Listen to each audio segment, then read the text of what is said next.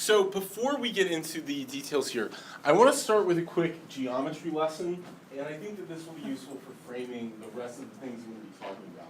Oh yeah, and at the end of the 5 rules, we're going to have like 5 practice resolutions to just write out plain text for, so it sticks well in these minds. But before we do, a quick geometry lesson. So this purports to be a circle, okay? And this circle is the resolution, okay? Everything inside the circle is a conceivable topical affirmative plan, okay? Everything outside the circle would be a non-topical affirmative plan, right? So something right on the edge would probably be extra topical in some way, since part of it is outside the circle. And a non-topical plan would be entirely outside the circle. An entirely topical plan would be somewhere within the circle.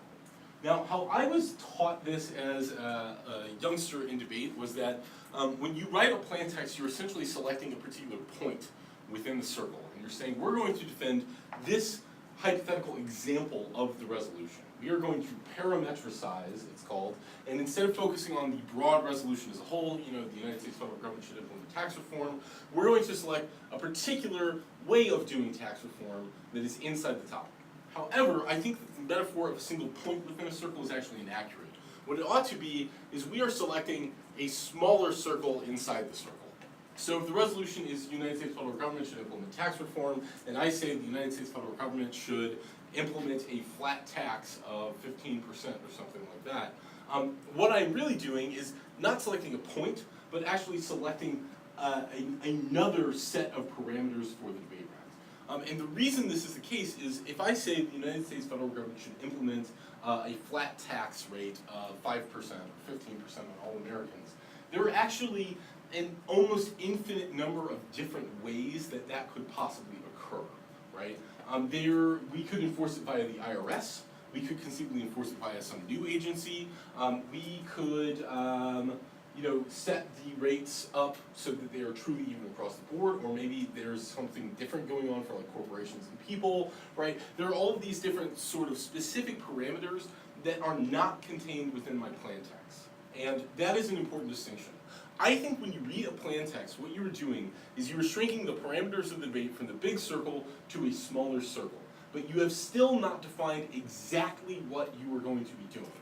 Rather, you simply staked out a much narrower claim about what the debate should be about. Okay? So another example might be if your plan text were to have the United States federal government create a path to citizenship for illegal immigrants already in the country. Okay, well that path to citizenship could contain a whole bunch of different possibilities. Okay, so it's not really a point, it's not you're defending one exact policy, rather you are defending the conceivable set of policies that occur within that circle at any given point in time. Does this distinction make sense? If it doesn't, it will make more sense as I move forward. So I'll be referring back to that delineation as we move along. So first, let's talk about what is a plan text.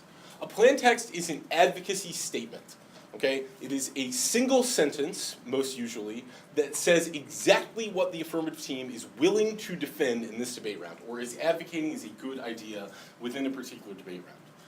Now, it's very important that we understand that a plan text is basically the only thing in a debate round that is set in stone. Once it is read, it is there, and it will stay there till the end of time, or at least until the end of the debate round, the end of debate time, as it were. It does not change. You are stuck with your plan text from the moment that you read it, unless you immediately clarify, but that would just look sloppy and unprofessional, so don't do it.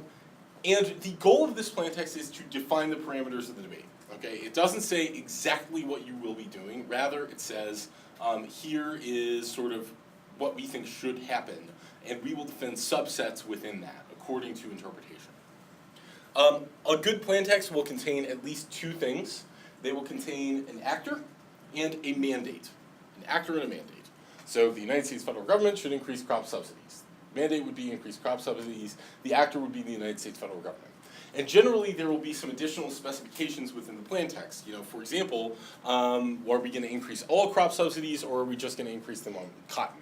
Are we going to increase all cotton subsidies, or are we going to increase a particular subset of cotton subsidies, like price supports, or tariffs, or something along those all of which could be specified within the plan text, but may not be specified within the plan text. It just depends on what we actually want to accomplish with that particular plan, which we'll get into in a minute. But an actor and a mandate are absolutely essential in any plan text. If you don't have both those things, then you have a problem. And finally, keep in mind that a plan text is not the same thing as a law. It requires interpretation, and we're going to be talking about how normal means operates alongside a plan text as we move forward. So that's what a plain text is. Oh, and so a plain text statement, I'll give lots of examples of this, would be something like, the United States federal government should implement a flat tax of 15% on all citizens. Mandate with an actor, right? Okay, strategic objectives in terms of writing your plan. Number one, your plan should maximize your ability to capture advantages. Your whole goal is to defend that your plan text is a good idea, that it is preferable to the status quo or competitive policy option, as everyone who has read a net benefits framework is aware. So you obviously have to read a plan that has the ability to have nice consequences, or at least something nice about it, right, an advantage. If your plan doesn't do that, then you're going to have a hard time winning that it's a good idea. You also want to minimize the plan's links to disadvantages and critiques wherever possible. I.e., if there are two different ways of advocating for a resolution, and one of them links super hard to the end of the world disad that the negative has, and the other does not, then we should probably pick the one that doesn't link as hard. Obviously, that is going to be easier to win as preferable. Finally, we want to preserve the ability to make permutation arguments against counterplans and critical alternatives. We'll see a number of examples as we move through the slides of ways you can write your plan text that better preserve permutation ground, that essentially allow you greater flexibility to prove that the counterplan that your opponent is advancing is not actually competitive. And finally, you want to reduce the threat of procedural arguments wherever possible. This means you want to read a plan text that is topical, that actually affirms the resolution, and that isn't going to get you into a really, really boring and frustrating spec debate. So we're going to talk about how to structure plans to achieve all those goals. Questions about the objectives or definition of a plan text? No? Terrific. Rule number one for writing good plans. Write it down. Write it down, write it down, write it down. Preferably on a blank, separate sheet of paper from everything else in the debate, and definitely in large, friendly, extremely readable letters. I have seen innumerable debate rounds just come crashing to the ground in a firestorm of sadness and regret because somebody did not figure out that they needed to write down their plan word for word. Okay? If you are winging it on your plan, you are going to say something dumb. You're going to make yourself extra topical on accident by including a component that wasn't actually in there. You're going to mispronounce a word that changes the entire meaning of what you're actually advocating, perhaps rendering you untopical or giving the negative team plenty of opportunities for like counterplans and disads. Or you're going to be asked to repeat your plan text later, and you're not going to say it exactly the same way, in which case the negative now has a very, very credible argument that it is totally unclear what you were actually defending, and you should therefore lose the debate. So write it down. You should write it down preferably on a separate sheet of paper, or you should write another copy for the other team. This has become common practice in high-level parley rounds over the last like 3-4 years. It is now de facto what you do is you read the plan text and then you hand a copy of it to the other team. And this saves some time too, you don't have to repeat it.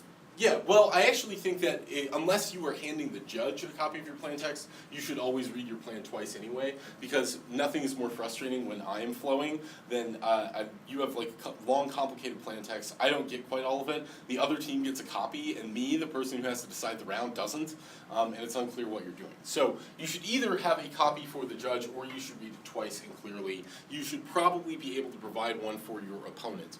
Presumably because if your opponent is trying to write out a counter plan text, they need to have your plan text down word for word. And sometimes people throw out a procedural if you're unwilling to give them their own copy of the plan text. At a minimum, it is always to your advantage to have everyone in the room understand exactly what your plan text is. Okay? That should be the goal. Yeah. Just to make sure I'm getting this, for counter plans when you have the plan text, this is like the same thing for affirmative plans and like counter plans on the negative, right? Well, Same sort of format? yeah, I mean, they should both follow all of these principles. It is generally not as widely accepted that the negative should have to have a separate copy of the Yeah, oh, yeah, context, but it's okay. generally a good idea. Like in an ideal world, you absolutely should. Okay. The reason for all this, it's exceptionally important that everyone in the room have a solid, thorough, and complete understanding of exactly what it is that the affirmative team is advocating, because otherwise the round can just turn into a big mess very, very rapidly and unpleasantly. And it leads to spec debates and all sorts of things like that. So have a written down plan text, word for word. And you might want to not use abbreviations because some teams will be obnoxious and be like, well, it's a plan flaw. There's just things to use to be. I think those arguments are really stupid, but people make them. Why not just avoid them by writing out the United States federal government? Number 2, stick to the resolution. This has become a more viable strategy over the last few years because resolutions have become more specific. I'm like lisping for some reason today. I'm not exactly sure what it is. Specific. Okay, wherever possible, you want to make your plan text as similar to the resolution as you can. Now, there are caveats on what I mean by as similar to the resolution as you can. You obviously need to define beyond the resolution if doing so is essential for the ground that you intend to claim. However, if it's not essential, then you should just stick as closely to the resolution as possible. So for instance, the United States federal government should send a human exploration mission to Mars as the resolution. The plan could simply be the United States federal government should send a human exploration mission to Mars. The advantage to doing this is it's impossible to win that you're not topical, okay? It's typically going to provide you some degree of protection from specification arguments because you can simply say, counter-interpretation, we should specify to the level of the resolution, and then argue that specifying anything beyond that would actually be abusive because it would take away negative grounds in some way by depriving them of certain different types of disads. And it preserves maximum permutation ground because any sort of counterplan that also sends a human exploration mission to Mars by the United States federal government should be contained within your initial advocacy, right? Should be within that tiny circle within the larger circle. Any counterplan that does that is now within your realm and should be easy for you to permute, if that makes sense. Yeah? Have you ever had any problems with making your plain text not active voice? Because it's something I've always tried to do. So instead of saying they should do it, just that they will do it. Oh, interesting question. So here's the deal with a plan text, right? I don't think it should really matter if you say should or will, because what you are doing when you read a plan text is, fiat does not actually occur. What you're saying when you read a plan text is, let's play pretend that the United States federal government did this. Would that be good or not? And I think both the words should and the word will create that universe fairly equally. There is one reason, however, that I am aware of that you should use the word should in your plan text and not the word will in your plan text. And that reason is that teams who want to run Nietzsche on you will read topicality should, and they will make a distinction between the words should and will. And the reason they do this is it protects one of their link arguments on Nietzsche, which is that like you envision a new world, whereas when you use the word will, you are like hypothetically like empowering yourself to achieve that new world in some way, which is a reason you do not link to a Nietzsche. That's the only time in my 8 years of parliamentary debate I've ever seen should-will distinction become in any way meaningful in a debate. But I don't think that there's any advantage or disadvantage other than that to using one word over the other. So I say just you should. It tends to be standard practice among the best teams. Why not do it? I don't think it makes any actual substantive difference though. Does that make sense? Yeah, no. Okay. Okay, now, this plan text sticks extremely closely to the resolution. It's exactly the same thing, in fact, I believe, unless I mistyped something, which is possible. But it was intended to be exactly the same. However, there are some problems with this approach. It doesn't work 100% of the time. What if, for instance, we have this awesome advantage cut about how we are going to develop to get to Mars some sort of new propulsion system, like, I don't know, warp drive we're going to try to develop or something along those lines. Well, the problem is if we just say the United States federal government should send a human exploration mission to Mars, the general rule that would be applied here is normal means. You do it in the quickest, fastest, most efficient way possible. That is sort of the assumption incorporated within this plan text as to how it would actually be conducted in the government. So, if our new propulsion system does not fall within that category of normal means, then we would lose our ability, or at least have our ability to claim advantages relating to that propulsion system, substantially restricted by our plan text. What we would want to do instead is say the United States federal government should send a human exploration mission to Mars using XYZ propulsion system currently being developed by the Jet Propulsion Laboratory. Okay?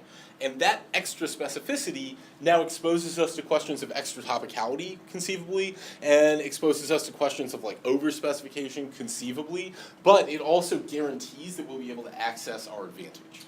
Okay, so... And so to defend against that, can you say that their defense is still, they're still gonna be defending the resolution? It's just the propulsion system that is...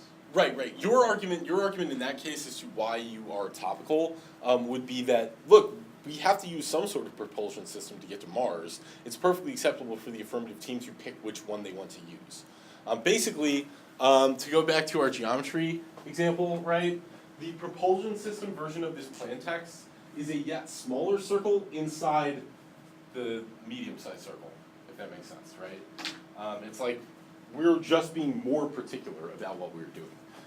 Now, they might argue that propulsion is outside the scope of the resolution, so you are extra topical. I think that's a debatable question, but probably a winnable one. Okay, so stick to the resolution. Rule number 3, do one thing. Whenever possible, do one thing.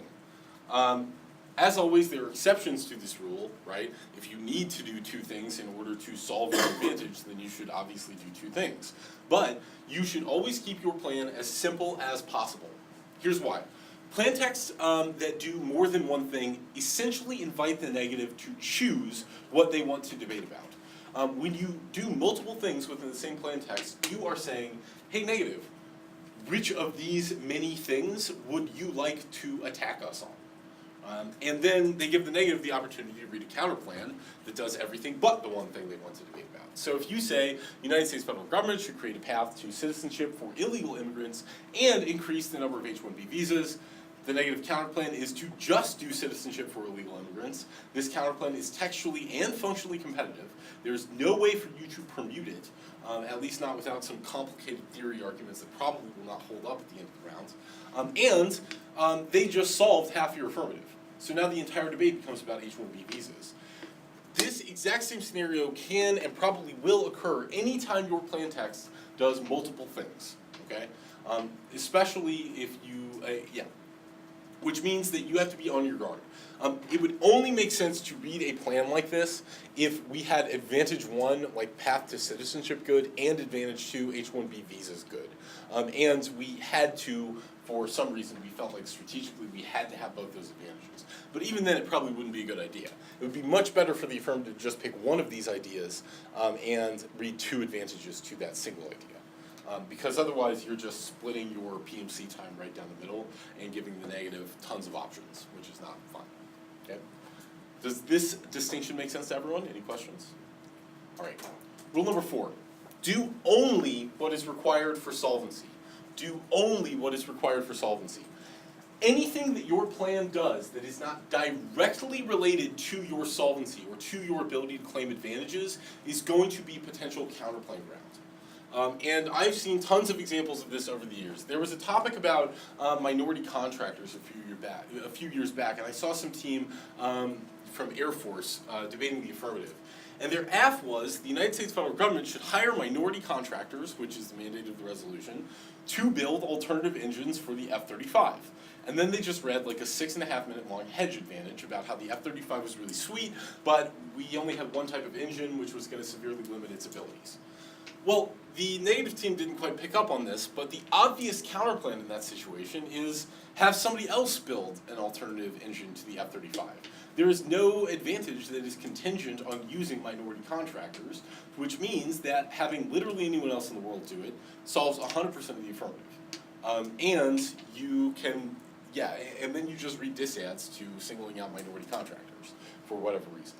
This is an example of specifying something within the plan that is not actually required for solvency, right? Another example, if we went back to that mission to Mars topic, if the affirmative specifies some sort of particular method of getting to Mars or some particular like life system or something like that, and then doesn't make their solvency contingent on that component of the plan, then the counter plan is easy. It's you find something wrong with that particular system or method, and then you counter plan out of it. Make sense? So, okay, so, But if they do have an advantage attached to that extra part of the plan text, then Then the negative has a solvency deficit built in, essentially. Their counterplan can't capture 100% of the affirmative. It still might make strategic sense for the negative to do that, but the affirmative has a defense ready to go.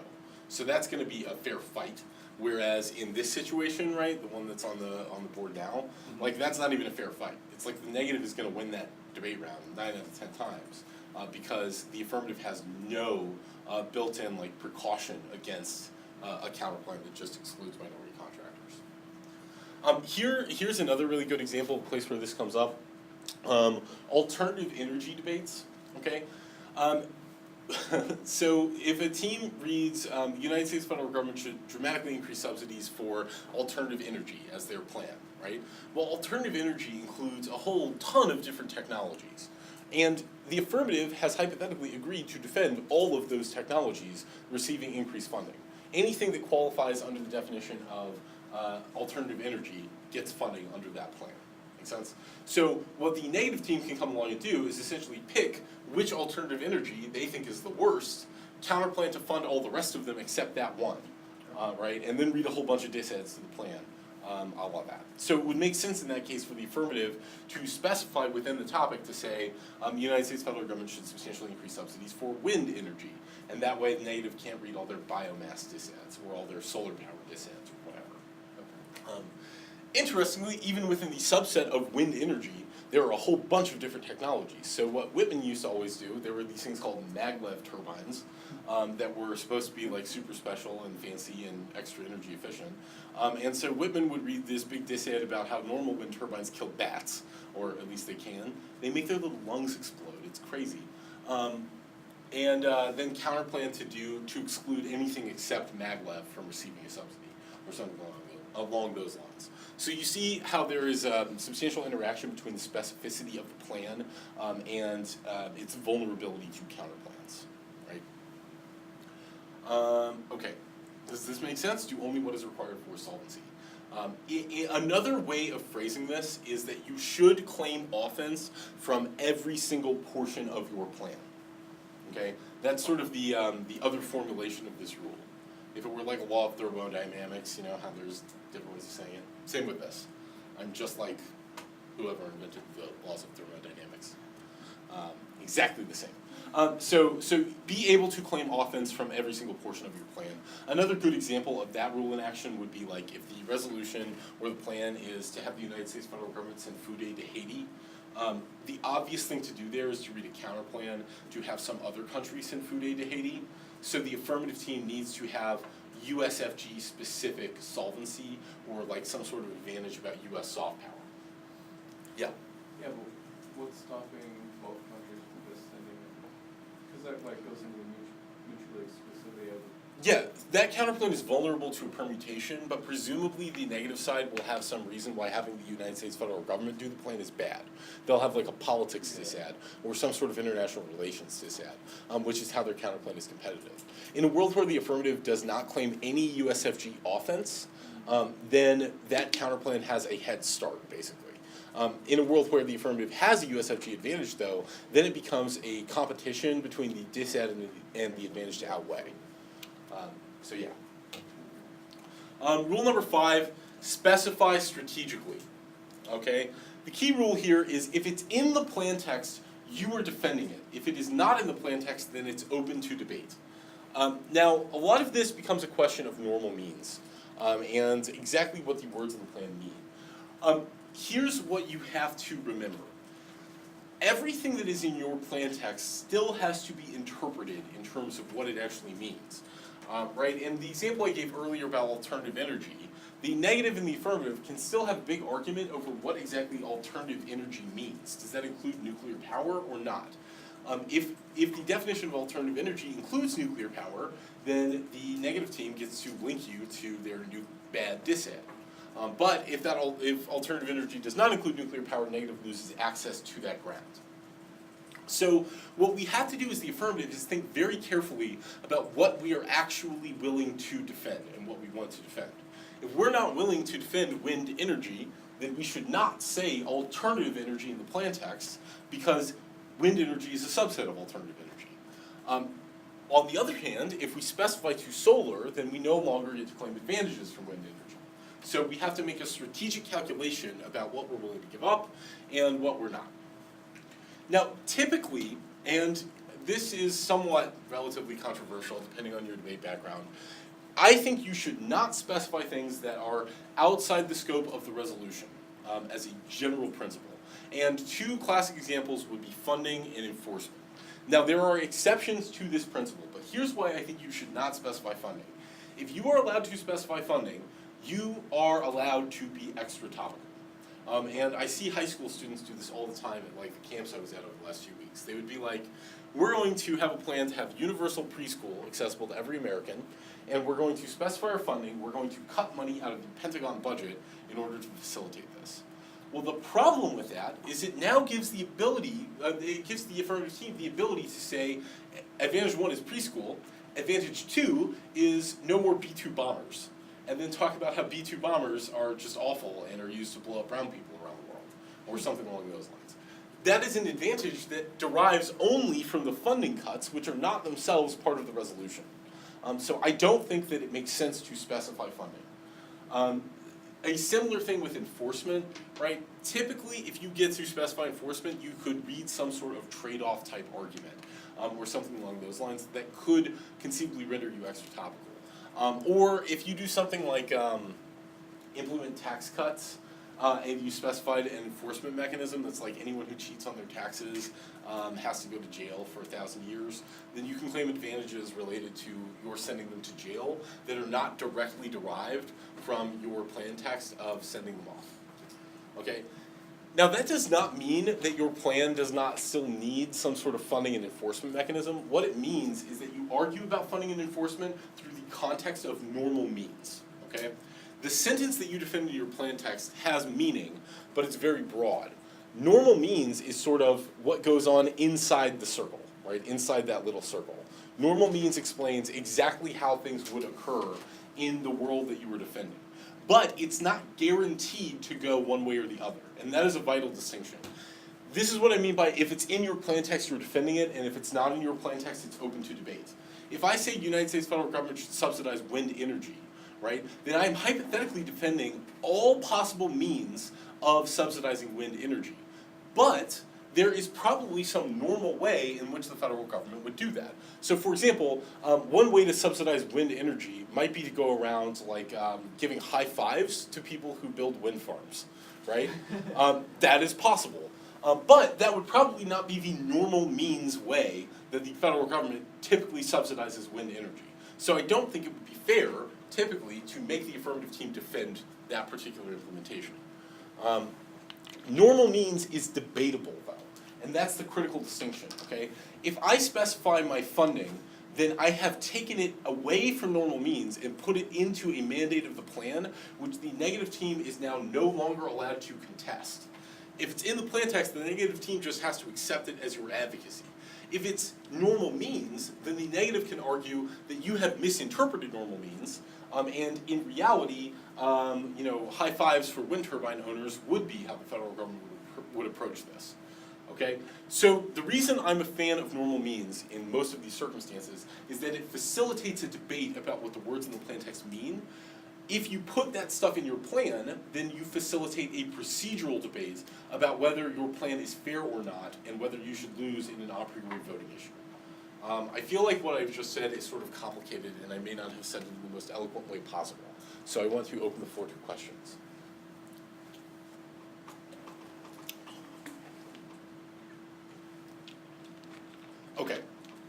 So, basically what this boils down to is that I think you should specify the things that are essential to your solvency, or are different than normal means would be in some way.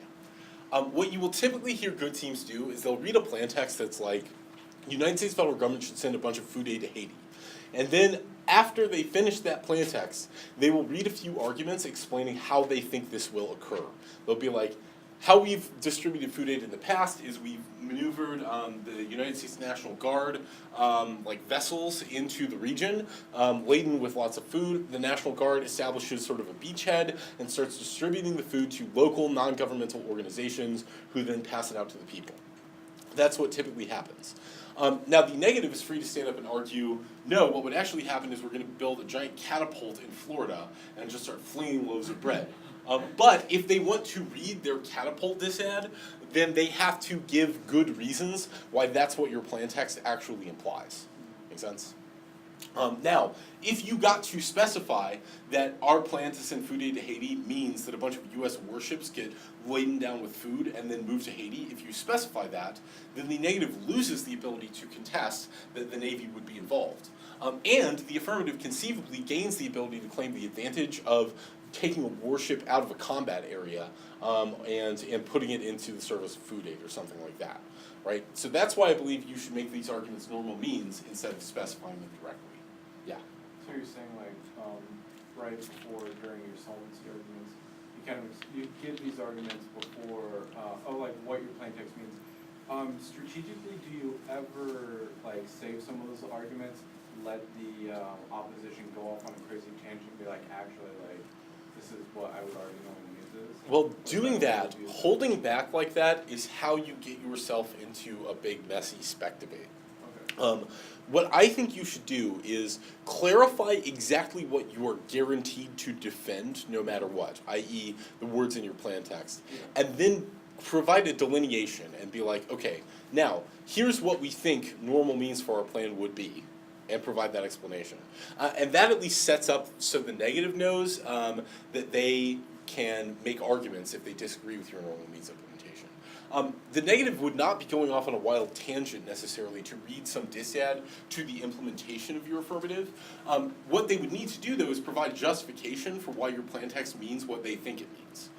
So one reason why you want to put these arguments out in the PMC is that they sort of give you a framework for answering those disadvantages later in the future, and being like, no, we said right off the bat that's not the case.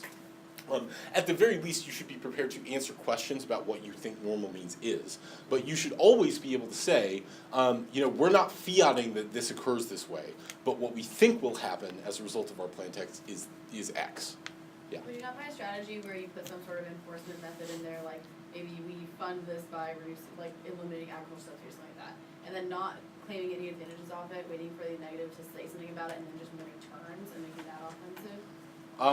I think that would still be cheating. And well, and here's why, right? Anything that gives you the ability to claim offense outside the resolution at any point in the debate should still screw up the negative strategy in some way, right? If I were debating your affirmative and your affirmative cut ag subsidies but didn't take anything away from it, I would be thinking, okay, what's the plan here? Are they going to read an add-on advantage in the MG? And it would skew my strategy right out of the LOC, which is the argument I would make on the extra T shell. Now that's sort of clever and you might be able to get away with it, but I do think that there is an actual procedural violation.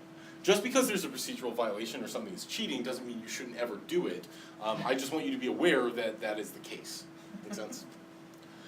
Okay, so the example I have here is, you want to give if there is some one super duper awesome non-governmental organization in Haiti that you think does fantastic work, then it might make sense for you to specify in your plan text that you're going to give food aid to that NGO to be distributed, because in that case it's essential for your solvency. And if you fail to define that in your plan, then it's possible for the negative to say, well, none of the food will end up going to that NGO. It'll all go to these 3 other NGOs who are all super corrupt, and they pee on the food before they hand it out to the Haitians. Something like that. Did you guys hear, by the way, about Haiti is like the grimmest place in the world, and it's so grim that it's almost comical, almost. It's the only country in the entire world that has a lower GDP per capita, like today, than it did in 1804. And that stat was before the earthquake. Right? Before the earthquake, there were stories about people eating cakes made of like mud and oil, like baked together, because there was nothing else to. Yeah, it was grim. That part's not as funny, I guess. Wait, how did I get on Haiti? There was one other. NGOs. Yeah. So, so after the earthquake, all of this food aid was like flooding into Haiti, right? And the Haitians had such a poor system for like storing and taking care of and distributing the food that it was getting infected with like cholera, and then corrupt like Haitian officials were stealing the food aid that has now been riddled with cholera and exporting it to other countries for a profit. So they can't produce anything themselves, but they take aid, poison it, and then sell it to people. And this was like one of their primary ways of obtaining hard currency for a while. Not the Haitian people's fault, obviously, but man, what a messed up place.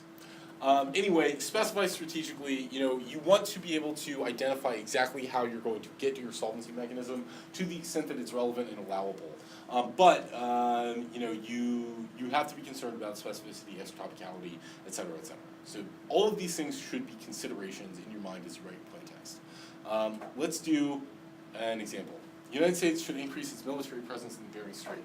I want you to write out a plain text and the thesis sentence of a single advantage. And then we'll throw a couple of examples up here and see what you guys think.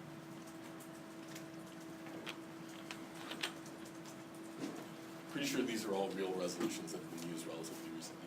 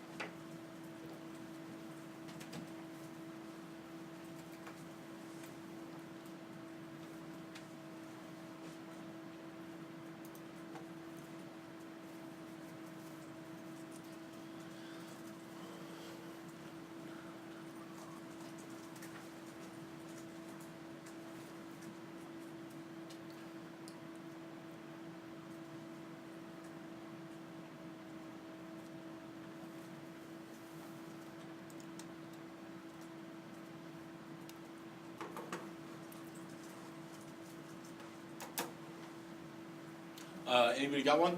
Want to share? United States Navy will replace one battleship in the Bering Strait.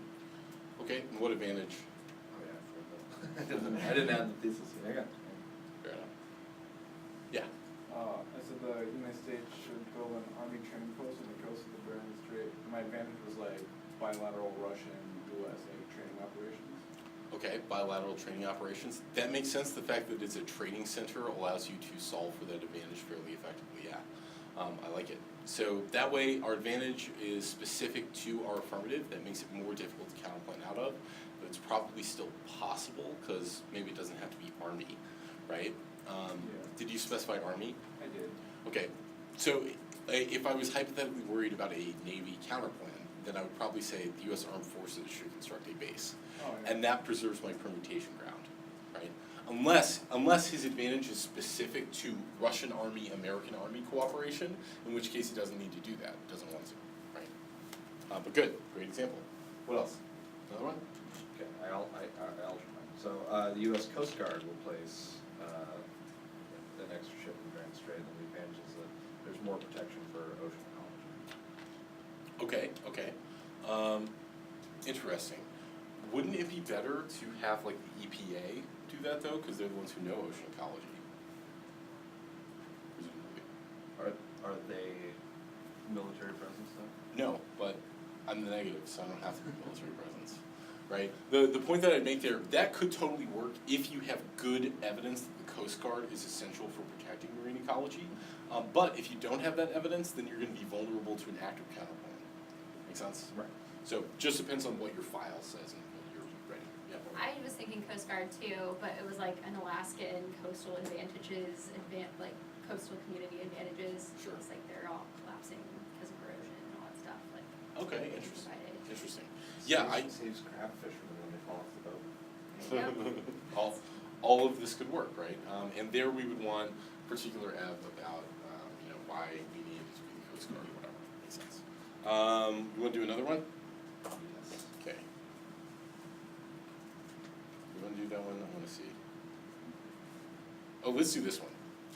USFG should adopt a policy to substantially reduce oil consumption.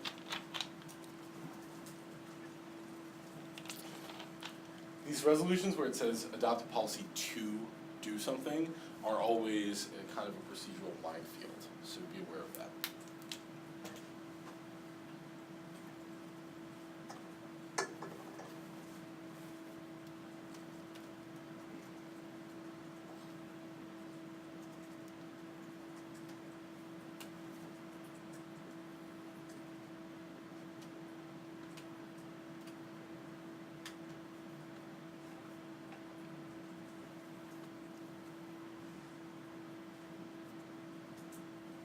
So does anyone know how long you're supposed to be talking for? Till 3:30? Until 3:30? Okay, perfect.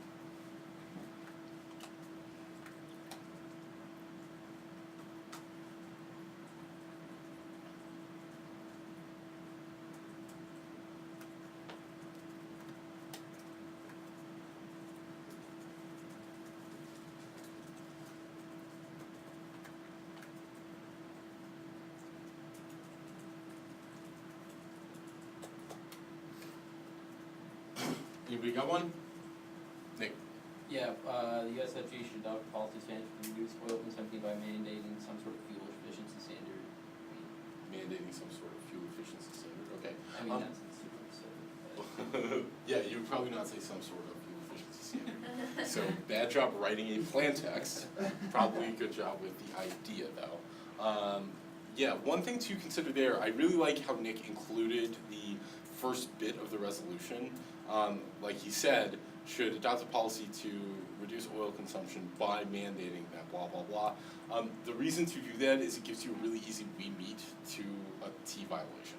Because you can just be like, no man, we said we're doing it to substantially reduce oil consumption. It's like right there in our plan. So yeah, it's kind of an easy way out. It makes you sound more obvious topical. And then what would your advantage be? It's just some sort of global warming or emissions advantage. Okay, so that's where, if you just talk about global warming or emissions generally, and that's like all of your offense, then there's a pretty big gap between your plan text and your advantage that you actually solve, right? Because there are lots of other ways to reduce emissions as much or more as fuel efficiency standards on cars would do. So Nick would need to have some sort of argument about why fuel efficiency standards in particular are really good in order to make that kind of a counterplane-proof strategy. Make sense?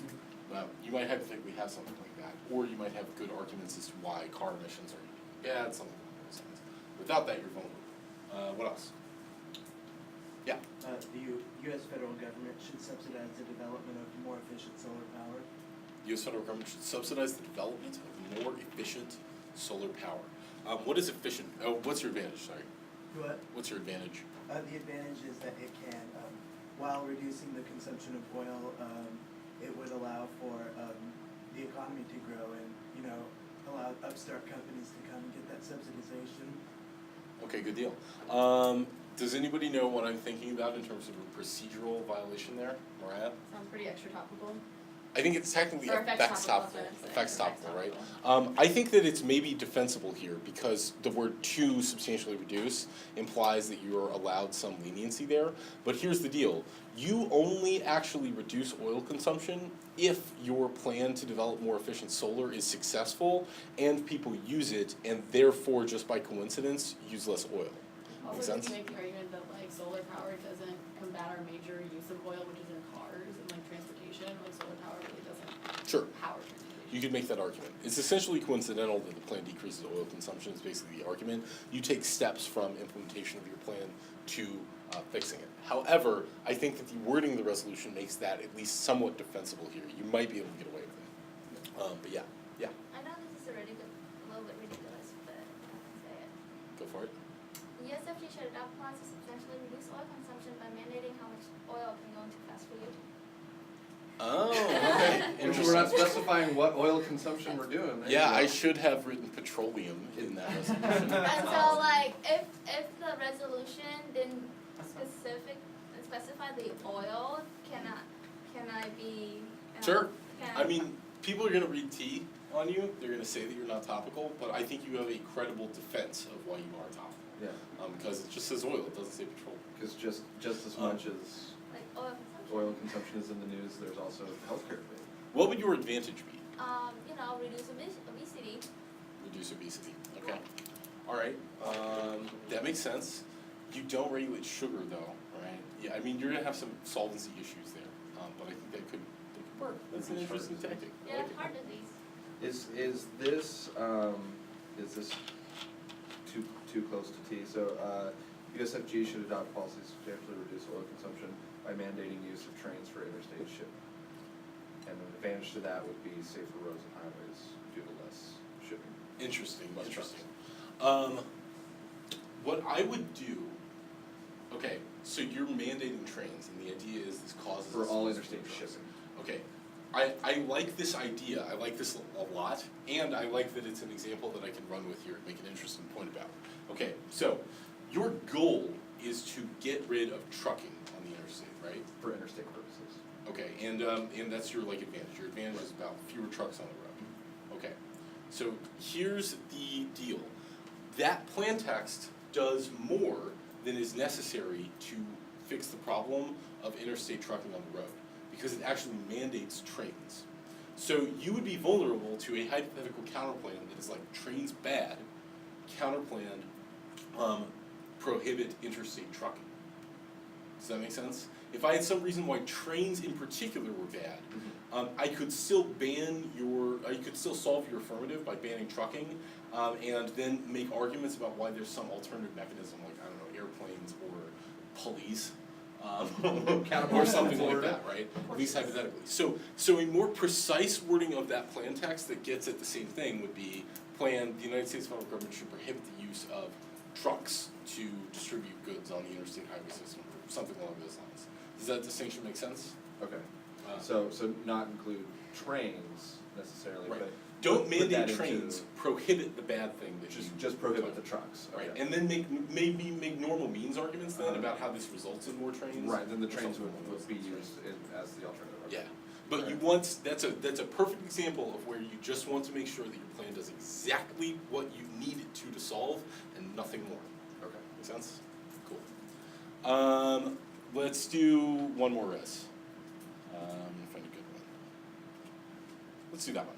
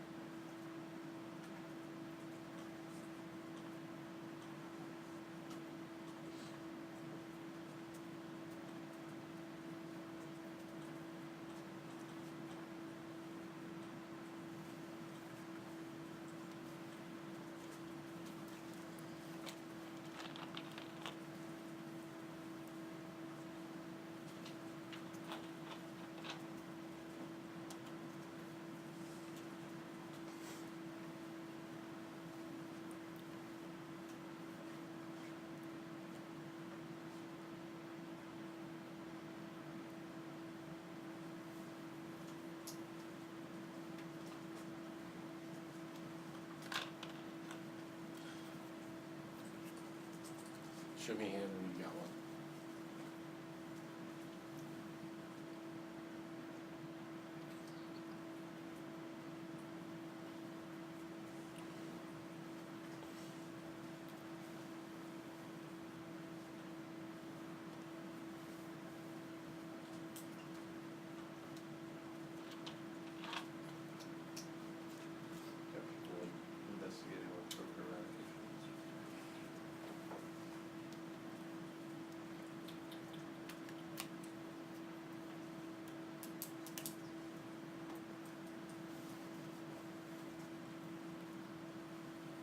Anybody? Yeah. The U.S. federal government should send educators to inform the citizens of Colombia of the potentially devastating effects of cocaine. Okay, send educators, and what are your advantages? Or your Well, the advantage? advantage is it could improve, diplomatic ties with Colombia as well as help to reduce the drug trafficking. Okay, interesting. What do we think? I think there are some topicality issues, but I think it's also defensible. It's one of those marginally topical ones. It's really difficult for the negative to win T substantially, though. Yeah, but you're not, like, even if you lose T substantially, it's still a lot of argumentation to talk about solvency. Like, how is education really gonna, like, you're never gonna educate these guys making millions of dollars producing cocaine. Like, You I know might how get bad him it to is, come I don't around, care. okay? Nick, he could be just producing cocaine completely ignorantly. They're not He has no heartless idea. monsters. He didn't know it was bad. Yeah, but in terms of the wording of the plan text and the relationship to the advantages, I think it's pretty solid. I think that's a pretty tight wording of the plan. Obviously, you would need specific reasons why education is going to be capable of solving or whatever. But yeah, I kind of like it. I don't think it does anything that it doesn't need to do, presumably.